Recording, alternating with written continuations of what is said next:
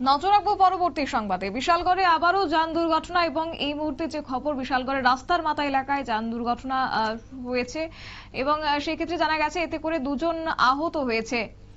দেখতেই পাচ্ছেন সেই ছবি এবং দুজনকেই মহকুমা হাসপাতালে পাঠানো হয়েছিল এবং বিশালগড়ের রাস্তার মাথায় বাইক দুর্ঘটনা, যার জেরে দুজন গুরুতরভাবে আঘাতপ্রাপ্ত। তারই মধ্যে একজন রয়েছে ধীরেন্দ্র দেবনাথ নামের 90 বছরের একজন বৃদ্ধ।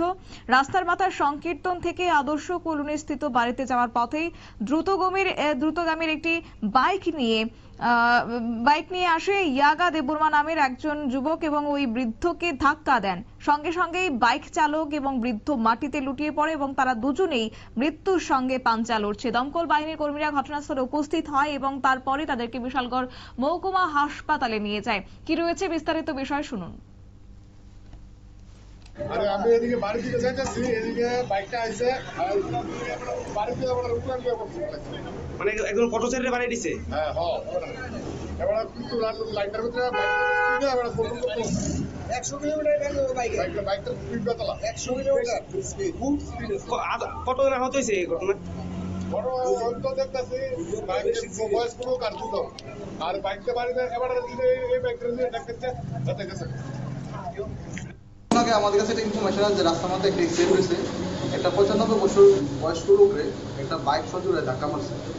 ওই ব্যাপারে ভদ্রলোক এবং যে আরোহী দুজনই খুবই ইনজোর, তারা দুজনকে টিএমসিতে শিফট করা হয়েছে। কি নাম তাদের?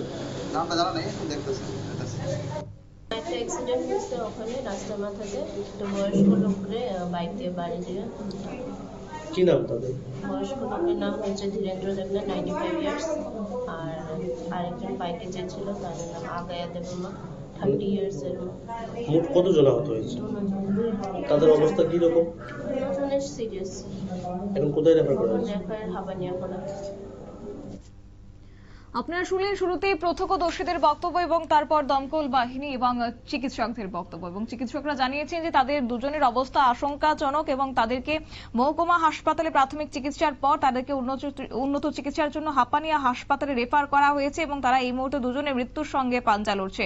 ফায়ার সার্ভিসের কর্মীরা বিশালগড় মহকুমা হাসপাতালে নিয়ে আসলে দুজনকে রেফার করা হয়েছে হাপানিয়া হাসপাতালে, সেই খবর। তবে তারই মধ্যে প্রত্যেকদিন এই বিশালগড়ের যান দুর্ঘটনা এবং তারই মধ্যে নিয়ন্ত্রণহীন বাইক চলাচল, যান চলাচলের পরে এই দুর্ঘটনা ঘটছে প্রতিনিয়ত, সেই খবর কিন্তু উঠে আসছে বারবার সংবাদ শিরোনামে। এবং তারই মধ্যে স্থানীয় বাসিন্দাদের যে অভিযোগ, কার্যত পুলিশের নজরদারি সেক্ষেত্রে নেই, যার কারণে এই নিয়ন্ত্রণহীন দ্রুত গতিতে বাইক চলাচল এবং যান চলাচল হচ্ছে, যার ফলে এই দুর্ঘটনা ঘটছে বলে অভিযোগ। নিয়ে নিচ্ছে ছোট্ট একটি বিজ্ঞাপন বিরতির সঙ্গে থাকুন।